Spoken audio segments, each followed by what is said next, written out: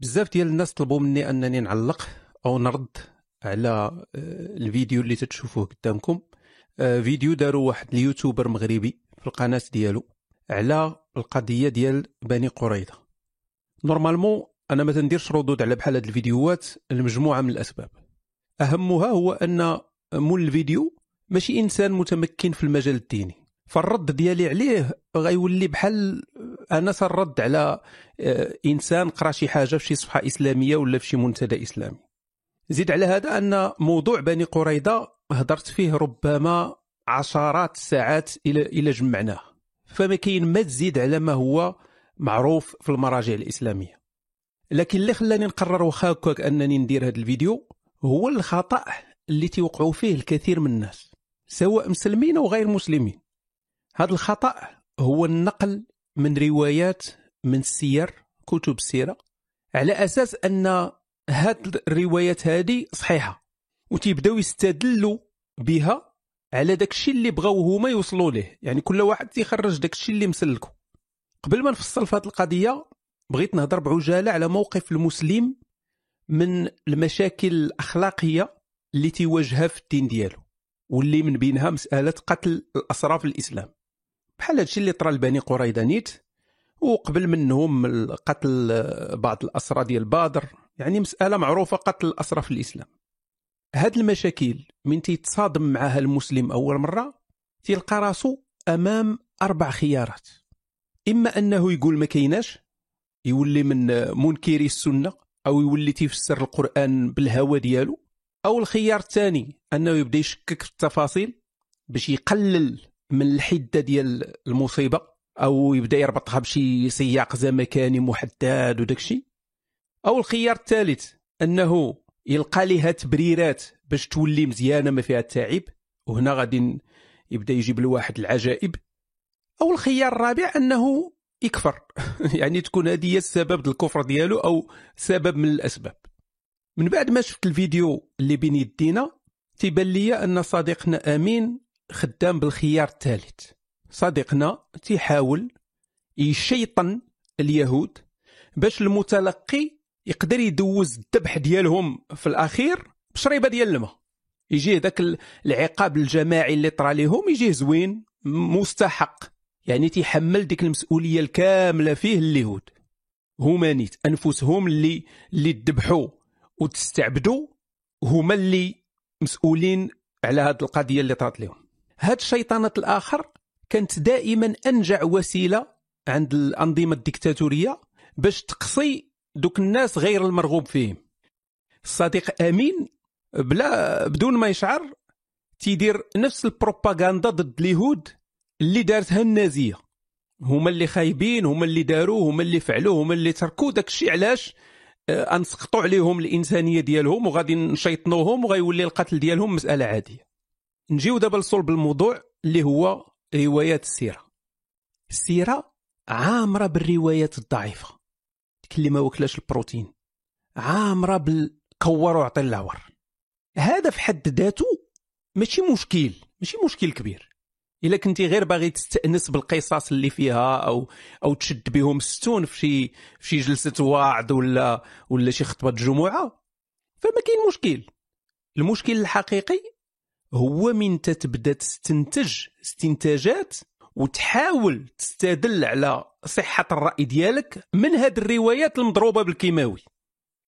وفي هاد القضيه باش نكون واضح، انا ما تنعاتبش المسلم فقط، كاين بزاف ديال غير المسلمين حتى هما تيديروا هاد القضيه هادي، تيجبد روايه من السيره وتيبدا يستعملها وفرحان بها على اساس انها صافي راه كاينه في السيره اذا راه صحيحه. العلماء، تنهضر هنا على علماء الدين ماشي الناصا، تيتساهلوا في روايات السيره اللي ما عندهاش علاقه بالعقيده او الشريعه، متساهلين فيها. سير عاود دخل قصص، عاود اللي بغيتي، لا دير بها الموعظه ولا هذه، ما كاين حتى شي مشكل. تتبقى مجرد قصص، ماشي ضروري يكونوا صحاح، ما غاديش ياثروا. لهذا فاحنا غنشوفوا دابا صديقنا شنو جاب، وغنديروا الواجبات المنزليه اللي ما دارهاش هو، رغم انه قال في البدايه الفيديو انه دارها. قال انه غادي يشد داك الشيء من الاول، ولكن ديك الشده اللي شد واخا صحابو شدها من الاول حتى هو شادها من الوسط. للاسف ما غنقدرش نحط مقاطع من الفيديو حيت عندي تجربه خايبه مع ردود سابقه على مسلمين اللي عزيز عليهم انهم يديروا تبليغات كاذبه ويقول لك انني سارق لهم الفيديو ديالهم ولا شي حاجه. يعني هو الهدف هو يحيد لك الفيديو ولا يحيد لك القناه فقط، فانت تترد عليهم وهو تيقولوا لك انت راك سارق لهم الفيديو. لكن ها هو الفيديو قدامكم وغادي ندير الرابط ديالو في الديسكريبسيون وتقدروا تفرجوا فيه كما بغيتوا. على الاقل انا تندير داكشي اللي ما تيديروش هما. من تيرد عليا شي واحد ما تيدير لا رابط القناه ديالي، ما تيدير الاسم ديال الفيديو، ما تيدير مقاطع، ما تيدير حتى شي حاجه. باش نفهموا شنو وقع لبني قريظه خاص نعرفوا التسلسل الزمني من الوقت اللي جا فيه محمد للمدينه. محمد من جا للمدينه كانوا تما 3 ديال القبائل يهوديه عايشين تما في المدينه. عندنا بنو قينقاع، بنو النضير، وبنو قريظه. دوما القبائل الكبيره 3 اللي كانوا في المدينه. دار معاهم عهد، اللي سمع هذا الشيء غيقول زوين وبوغوس، يعني دار معاهم عهد بخير نعيشوا في سلام ومزيان مزيان. لكن شنو وقع؟ اول الضحايا ديال محمد هما بنو قينقاع. الغريب في القضيه ديال بني قينقاع هي ان في كل المراجع الاسلاميه ما كاين حتى شي روايه واقفه على الصح تتبين علاش جرى عليهم الرسول من المدينه. يعني عندنا الروايه في صحيح مسلم اللي تتقول انه جرى على اليهود من المدينه، وماشي غير جرى على اليهود، جرى على اليهود وجرى على النصارى، وقال ما صافي ما كاين لا يهود لا نصارى في جزيره العرب، جرى على كل شيء. نورمالمون ما خاص يخليو المسلمين الان حتى شي واحد لا يهودي لا نصراني انه يعيش في الجزيره العربيه الا تبعوا السنه ديال محمد. الروايه المشهوره اللي كاينه هي الروايه ديال ديك المراه المسلمه اللي مشات لسوق بني قينقاع وربطوا ليها جلابتها وتعرات وبانت السوءه ديالها وضحكوا عليها، وناض واحد المسلم قتل يهودي واليهودي اليهود قتلوا المسلم.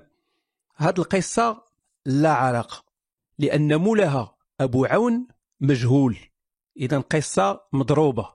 شنو بقى لنا اذا؟ كاين واحد الروايه حسنها الحافظ بن حجر.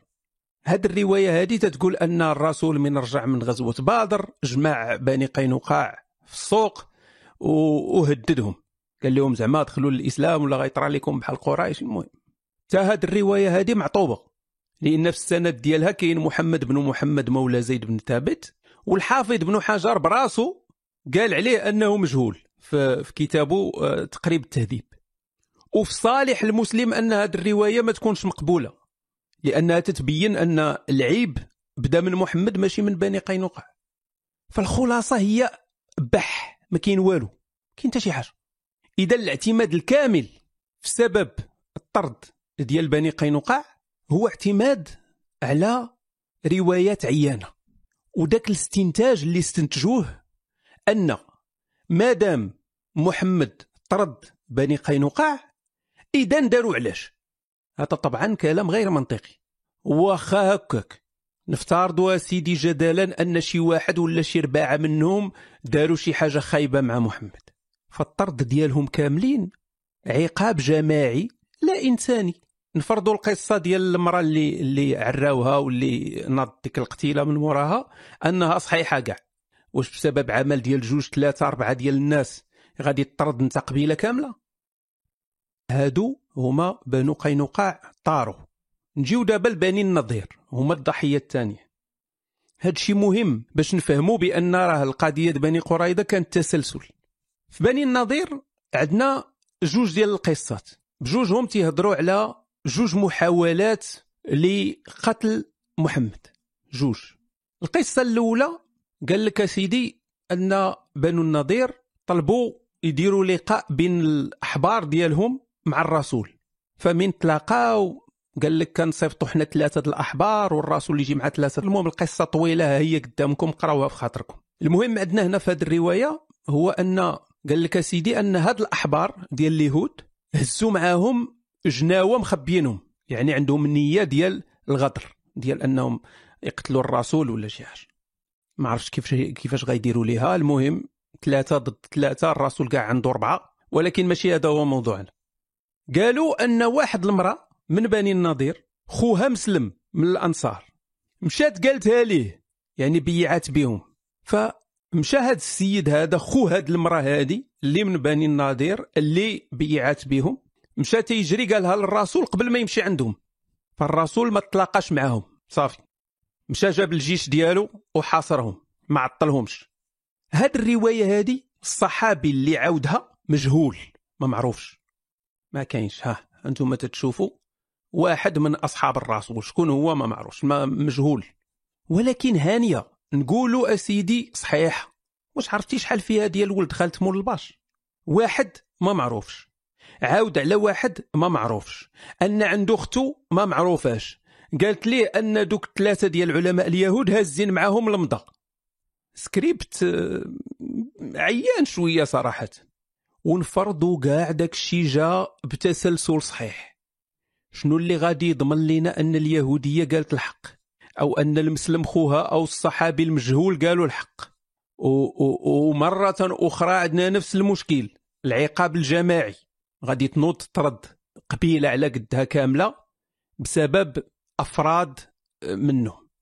القصه الثانيه ديال الغدر المزعوم، قال لك الرسول مشى لبني النضير باش يطلب منهم يعاونوه في واحد الدية. الرسول متكي على واحد السور تيتسنى شويه، جاه الوحي بان غيلوح عليه شي واحد طاحونه ولا حجره من الفوق، فمشى تيجري جاب الجيش ديالو وجا.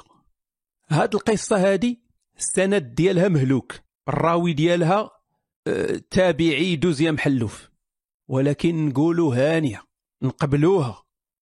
راه ما كاين حتى شي دليل على ان هذا الشيء وقع بصح. الا قبلنا ان اي حاجه سباها محمد في الوحي راه صحيحه، اذا ما كاين حتى شي قاعده عقلانيه للنقاش. بالنسبه لواحد المراقب من برا، محمد كان متكي على سور، شويه مشى جاب الجيش ديالو وحاصر بني النضير. علاش محمد؟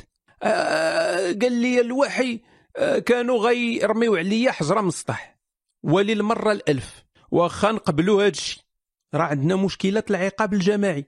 كيفاش غادي تطرد قبيله بالفعله ديال 2 ولا 3 منها؟ وحتى النتيجه ديال هذا الشيء هذا فيها ان، حيت دوك الاراضي اللي خلاوها هاد القبائل اللي طردوا شكون سكن فيها؟ سكنوا فيها دوك المهاجرين اللي جايين من مكه اللي كانوا مشاركين ديور الانصار. لقاو الارض دابا، خوينا لكم الاراضي دابا جيو تسكنوا. دابا من عرفنا شنو طرا لبني قينقاع وشنو طرا لبني النضير، غنجيو لبني قريظه. قبل الغزوه ديال بني قريظه كانت غزوه الخندق او غزوه الاحزاب، كلهم اسماء ديال الغزوه. كاين روايات ضعيفه تتقول ان بني النضير هما اللي حرضوا المشركين باش يهجموا على المدينه. واخا تكون صحيحه هذه الروايات، انا نقبلها كاع، واخا تكون صحيحه هذه الروايات هذه ما كاين حتى مشكل. فانا تتبان لي منطقيه جدا بعد التبهديله والظلم اللي تعرضوا ليه. اي واحد غيبغي يرجع حقه ورزقه من الظالم، ما فيها والو.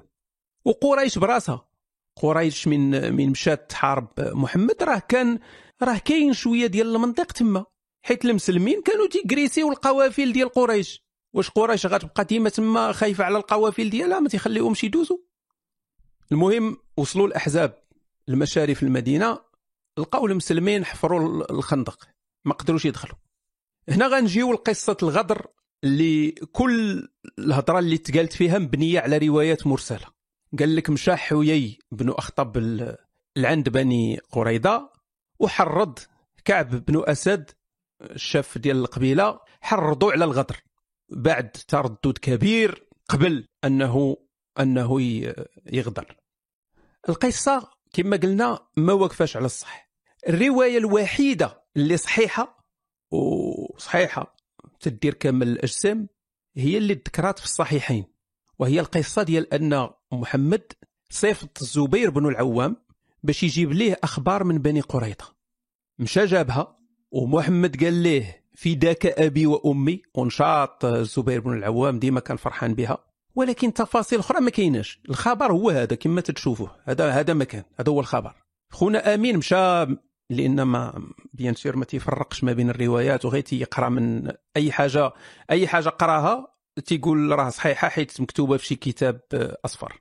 مشى جاب قصص ديال سعد بن عباده وسعد بن معاذ، هادشي كامل روايات لا اسناد لها، كور وعطي اللور. صحيحه كما قلت لكم هي ديال الزبير بن العوام اللي تتشوفوها دابا قدام عينيكم، كاينه في مسلم وكاينه في البخاري.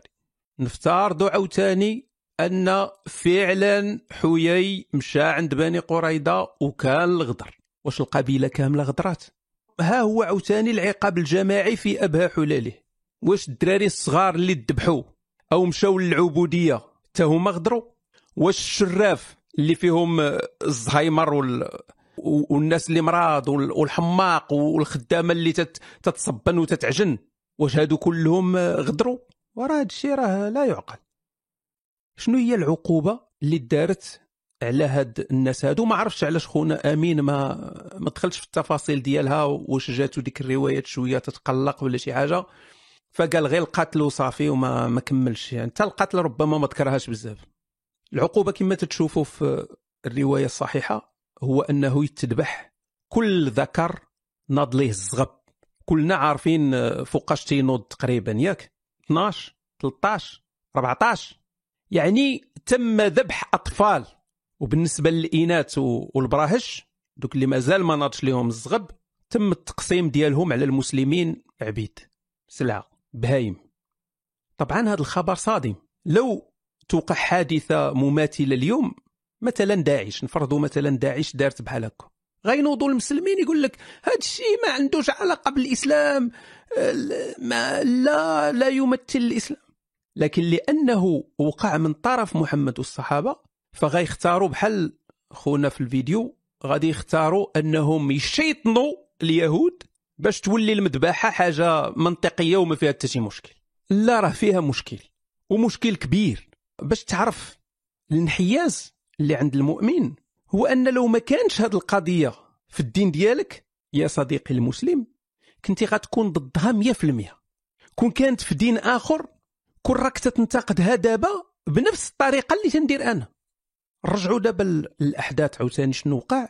جبريل ديما حاضر ناظر، نزل حتى هو جاي تينفض الغبار، كان حتى هو عاصر معاهم في الخندق تيحفر. قال لمحمد يلا نباليو ببني قريظه.